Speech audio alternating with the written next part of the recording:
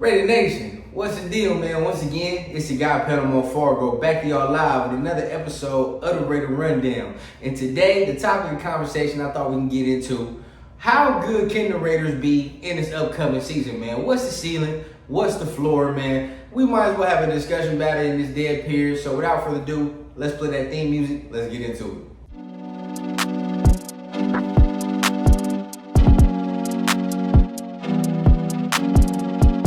As a young guy, I had a dream that someday I would build the finest organization in professional sports.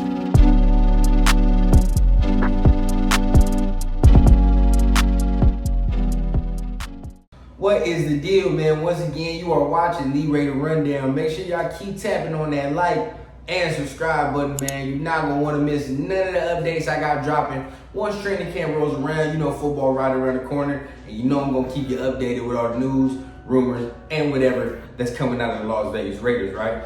But today, I thought we could just have a simple conversation, man. Dead period still, man, of football, nothing really going on. So we might as well have some good Raider talk, man. And without further ado, I really want to get into how good can the Las Vegas Raiders be, right? What is the ceiling? Let's start with what is the ceiling. Now, when you bring in all these players, right, and most people will say, oh, they brought in Patriots players. It's just the Las Vegas Patriots. Josh McDaniels wants to ruin the team. He doesn't like any of the Raiders players. Look, at the end of the day, Josh McDaniels and Dave Ziegler, like we have said on this channel multiple times, they're going to do what they're going to do as far as building the team in their image, right? They have a certain plan. They have a certain mind frame on what winning football looks like. They've been taught a certain way on what a winning culture looks like, right? Not all 32 teams have the same philosophies and ideologies on how to win football games, right? Everybody learns from different people. Everybody has different tutelage. So at the end of the day, we sitting here saying they're going to build a team in their image.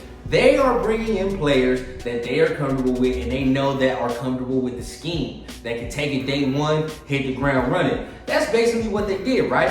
So a lot of the moves that we saw on the roster, they're betting on comfortability with the player and scheme, right? I.e., the quarterback, most important position. Now you take a quarterback that was here, albeit in the Raiders for about 9 years, but at the end of the day, systems keep changing. Now you grab a quarterback who is familiar with the system, has already spent a significant number of years in the system, and at the same time was drafted with this same offensive coordinator who is now the Las Vegas head coach, which is Josh McDaniels, right? So they have history together. They have years together. It's not going to take too much time to really get acclimated to the offense like Derek Carr, right? So you got that. You bring in Jacoby Myers, somebody who Josh McDaniels is still familiar with. Everybody who played last year is on their second year, right? Being comfortable in the system. Hunter Renfrow will be back healthy. Devontae Adams will be back healthy. Okay, so now, and I'm not saying he wasn't healthy, but at the end of the day, he's going to be back healthy as far as he's going to sit here and he's going to work. He's going to get his body into shape. He's going to be ready to go, right? So at the end of the day, now we're sitting here looking at the offense. The only piece that may be missing is Josh Jacobs, okay? That's the only thing that we can say. But, you know, we're still talking about the ceiling. Maybe Zamir White can come in here and give us some type of stability while Josh Jacobs is not playing, if it does come into that, right? We drafted Zamir last year. He has some promising skill sets. Now, can we see a little bit more flourish with a little bit more, you know, touches? And when he gets a little more touches, let's see what this kid can do. Let's see what's the deal, right? So when you're looking at all that, you add Jacoby Myers, another route runner. You add Michael Mayer. You lose Darren Waller, but still add Michael Mayer in the draft. And now we sitting here looking at, you know, a very, very potent offense. You know, there's a lot of pieces, a lot of interchangeable parts, a lot of guys that can play multiple positions, right, on the offense. So at the end of the day, when you're looking at it, I feel like if you're talking about the ceiling, this offense can take a step up. Be a little bit more, you know, conscious in what they're doing. Also, be a little bit more consistent. At the end of the day, we saw a lot of good things last year. For as bad as the season was in the totality, right, we did see flashes of good things. Especially with the scheme, sometimes you saw that some teams just couldn't fuck with what the Raiders were doing offensively in certain games, right? And you looked and you're like, that's damn good. Now, the problem with last year, we couldn't sustain that. Now, this year, when you have more comfortability between player and scheme, now, can we see some more consistent play, right? That leads me into the defense. Now, we're still talking about the ceiling. What is the defense going to be able to do? How will they be able to improve? We're looking at the D-line. Of course, we can't start anywhere other than the two rookies that we got to talk about. High-profile rookie Tyree Wilson, who they got with the number 7 overall pick. And also, you have Byron Young to add on to that D-line. So at the end of the day, you added pieces to that D-line, okay? Added pieces to be more disruptive. At the end of the day, now, you look at the linebacker situation. Now, the linebacker situation, to me, is still a little scary. Still a little flip-floppy, all right? I still don't know about it fully. But at the end of the day, Divine Diablo, which everybody, seems to think that he may take the leap, he may take the step up. I am one of those people. At the end of the day, I've always said I like Divine Diablo. Me personally, I'm just scared about his little injury history. That's the only thing I'm really worried about. As far as the physical tools and, him coming out saying he studied a lot more, I'm confident in that. Let's just hope that he can sustain for all 17, all 18 weeks, right? And if he can do that, then now we're sitting pretty. You got Robert Spillane, and you're hoping Robert Spillane comes in and gives you that physicality you lost with Denzel Perryman in the run game, right? At the same time, we need the linebackers for this Raiders team to step up in coverage. So hopefully that gets done. But when you look at the secondary, I feel like the most improved, right? The most improved, at least from the versatility standpoint, unit of the defense would be the secondary. When you look, you got Marcus Epps.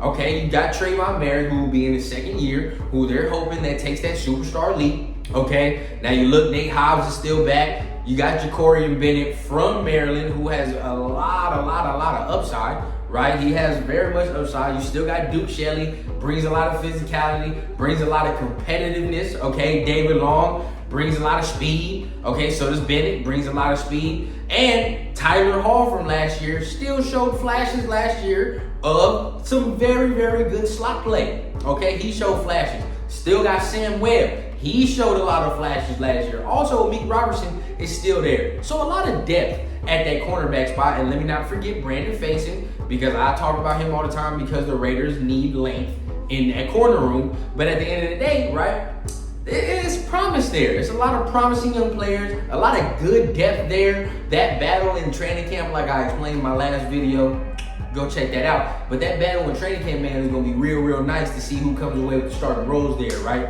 Or who comes with primarily winning those minutes. Okay, let's put it like that. So when you look at the defense, we're still talking about the ceiling. Now, the defense can take a step up. I'm not going to say they're going to be like top 10, top 5, but at the end of the day, we can expect somewhere between maybe, they've been fucking damn near 32 for damn near I don't know how many years. So at the end of the day, right, maybe we can expect a nice, reasonable 21st best defense. At the best, maybe the 18th. Who knows? But I'm not saying they're going to be top 10 or no shit like that. Because you don't just jump from 32 to 10 or some shit or 15 in a heartbeat. At the end of the day, like I've been saying on the channel, this is a slow build, slow grind with this defense, especially with the roster. So we're going to make slow progress. Let's just hope we're not like just fucking terrible, okay, going into the season, okay, and we have somewhat of a formidable defense. And if that's the case, if the defense is just somewhat formidable, gets people off the field, if the offense can stay consistent, right, and the offense stays within rhythm, we can see the Raiders going, I believe, a nice solid 10-7. Okay, 10-7 would be my ceiling, my really ceiling predictions when we're coming into this whole thing right here, man. And that's to me, with all the factors that I just laid out. The defense takes a step up, right? They're able to get people off the field on third downs, especially, right? And even for some of those bitch-ass teams like the Chargers on fourth down, you know what I mean? We're able to get off the field in crucial moments. The offense being able to convert in the red zone, right? And at the same time, staying consistent all 4 quarters, all 17, 18 weeks of an NFL season. If the offense is able to do that, the defense is able to take their step up. I see the Raiders going 10-7. Now, is that a playoff record, or is that a playoff, caliber team? that is yet to be seen because we don't know what the rest of the AFC is going to shake out like, right? And it usually does sometimes shake out a little even, you know, once you get towards the end of the season there. So the Raiders could be in the playoff push. But 10-7 is my, you know, ceiling prediction. If they go anything better than that right there, then, hey, I don't give a fuck. I'll eat crow. I don't care, all right? Like, we just want the Raiders to win. But that will be my ceiling prediction, man. So, once again, man, you are watching the Raider Rundown. Make sure y'all tune right back in because I'm going to go ahead and do my floor projections in another video, man. But for this video, I wanted to keep it light, wanted to focus on the ceilings. So make sure y'all tune back into the channel once I drop that other video. Make sure y'all keep hitting the like and subscribe button. And remember, I always keep it authentic from the clouds to the ground on the Raider Rundown.